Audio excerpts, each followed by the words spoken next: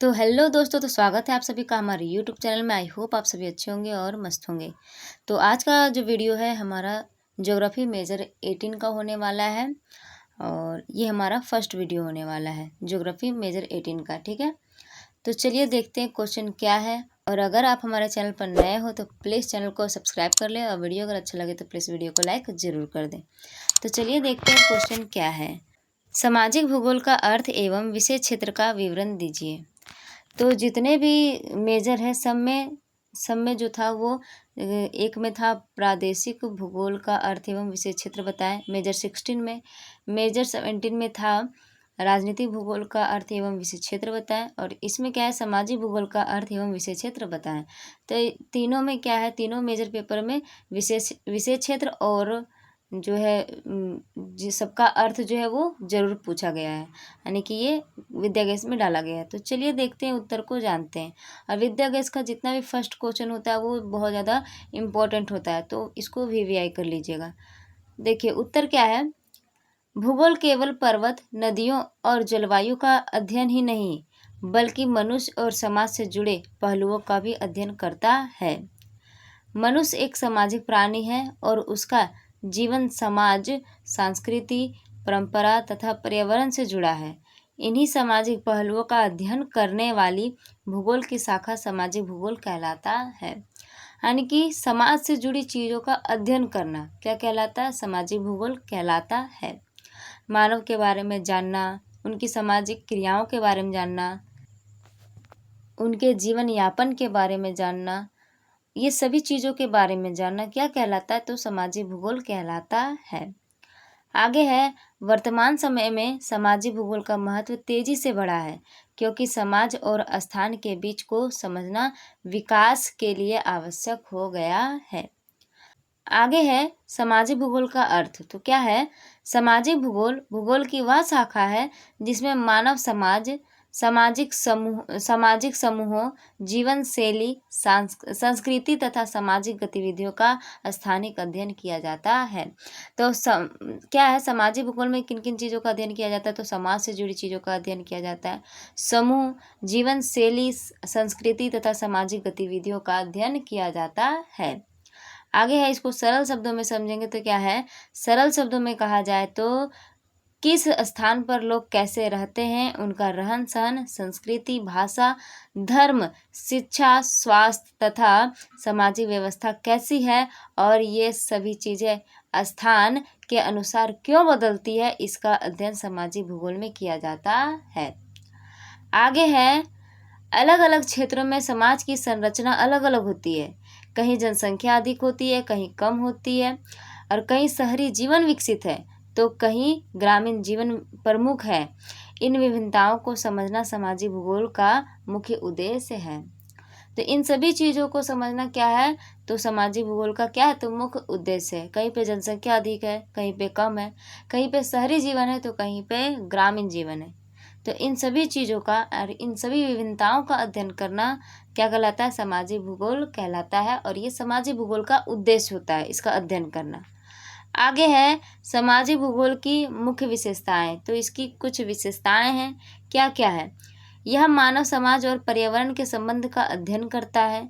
यह मानव समाज और पर्यावरण के जो बीच अध्ययन है, यानी कि यह मानव समाज और पर्यावरण के बीच का अध्ययन करता है, यानी कि मानव समाज और पर्यावरण के बीच कैसा संबंध है, इस चीज़ का अध्ययन किस में किया जाता है, तो सामाजिक भूगोल में किया जाता है। आगे है दूसरा, समाज की संरचना, संस्कृति और जीवन स्तर का विश्लेषण करता है। तो समाज की संरचना कैसी है, इसकी संस्कृति कैसी है और जीवन स्तर कैसा है, इन चीज़ों का इसमें विश्लेषण किया जाता है। तीसरा है, विभिन्न क्षेत्रों में सामाजिक असमानताओं को समझता है। चौथा है, स्थान के आधार पर सामाजिक परिवर्तन का अध्ययन करता है। और पांचवा है, समाज के विकास और कल्याण से जुड़ा विषय है।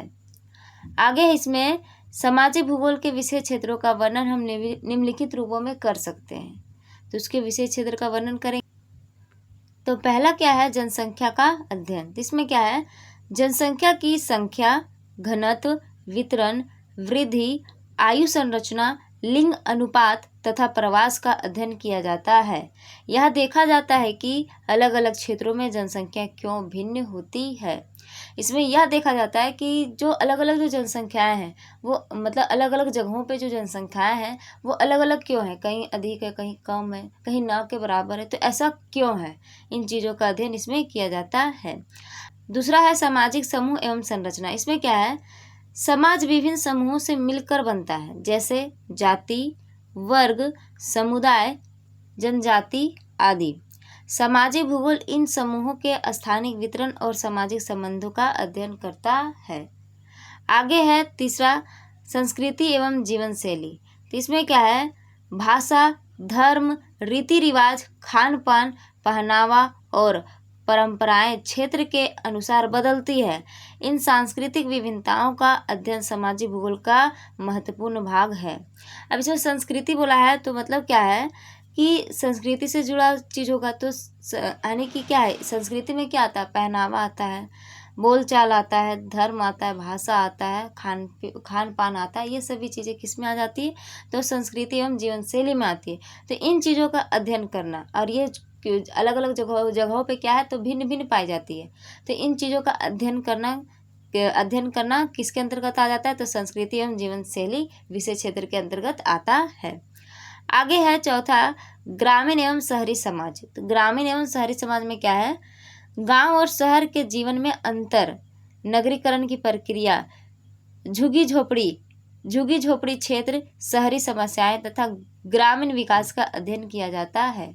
तो इसमें किन किन चीज़ों का अध्ययन किया जाता है, तो गांव और शहर के जीवन का जो अंतर है उसका अध्ययन किया जाता है, नगरीकरण की प्रक्रियाओं का अध्ययन किया जाता है कि नगरीकरण कैसे बढ़ रहा है, और झुग्गी झोपड़ियाँ क्षेत्र इसे जो होती है उन चीज़ों का अध्ययन किया जाता है, और शहरों में जो समस्याएं हैं इन सभी चीज़ों का अध्ययन किया जाता है। आगे है इसमें पांचवा जो है वो क्या है, सामाजिक असमानता। तो इसमें क्या है, गरीबी, बेरोजगारी, लैंगिक असमानता, क्षेत्रीय असमानता तथा सामाजिक न्याय से जुड़े विषय भी सामाजिक भूगोल के अंतर्गत आते हैं। आगे है छठा मानव कल्याण और विकास। तो मानव के जो कल्याण से जुड़ी चीज़ें होती है उनका अध्ययन इसमें किया जाता है। तो क्या है, मानव विकास स्तर, जीवन स्तर, सामाजिक सुरक्षा और विकास योजनाओं के प्रभावों का अध्ययन किया जाता है ताकि समाज का संतुलित विकास हो सके, यानी कि लोगों के हितों के लिए जो कार्य किए जाते हैं, कल्याण का जो कार्य किया जाता है ताकि समाज क्या हो, संतुलित विकास हो सके, तो वो किस में आ जाता है, तो सामाजिक कल्याण और विकास के अंतर्गत आता है, यानी कि ये भी सामाजिक भूगोल के अंतर्गत इसका अध्ययन किया जाता है। आगे सातवां सामाजिक सेवाएं। तो क्या इसमें शिक्षा, स्वास्थ्य, आवास, परिवहन, पेयजल तथा अन्य मूलभूत सुविधाओं का वितरण कैसा है और किन क्षेत्रों में सुविधाओं की कमी है, इसका अध्ययन सामाजिक भूगोल करता है। यानी कि जो हमारा जो मूलभूत सुविधा होता है, आवश्यकता होता है, वो किसी क्षेत्र में किस प्रकार से उसका वितरण है, उनका जो सुविधा है उस सुविधा में क्या कमी है, उन सभी चीज़ों का अध्ययन किस में किया जाता है, तो सामाजिक भूगोल के अंतर्गत किया जाता है। तो ये हमारा हो गया विषय क्षेत्र। अब आगे जानेंगे निष्कर्ष के बारे में। तो निष्कर्ष क्या है, अंततः कहा जा सकता है कि सामाजिक भूगोल मानव समाज के विकास का अध्ययन करने वाला महत्वपूर्ण विषय है। यह हमें बताता है कि अलग अलग स्थानों की संस्कृति, खान पान, व्यवहार इत्यादि किस प्रकार भिन्न है और यह मानव जीवन को किस प्रकार से प्रभावित करता है। तो ये हमारा निष्कर्ष हो गया। जो हम लोगों ने ऊपर पढ़ा उसी चीज़ को निष्कर्ष में लिखा जाता है, छोटे में करके लिखा जाता है कि आपने इसमें क्या समझा। ठीक है, तो निष्कर्ष आप लोग नहीं भी रटिएगा तो चलेगा, आप लोग खुद से निष्कर्ष को लिख सकते हो। तो चलिए, ये हमारा हो गया सामाजिक भूगोल क्या है और इसका विषय क्षेत्र। तो ये हमारा फर्स्ट वीडियो है ज्योग्राफी मेजर 18 का। तो आई होप आप लोगों को ये समझ में भी आया हो, और अगर वीडियो अच्छा लगा हो तो प्लीज़ वीडियो को लाइक कर दे और चैनल को सब्सक्राइब जरूर कर दे। तो मिलते हैं नेक्स्ट वीडियो में, अभी के लिए इतना ही, धन्यवाद।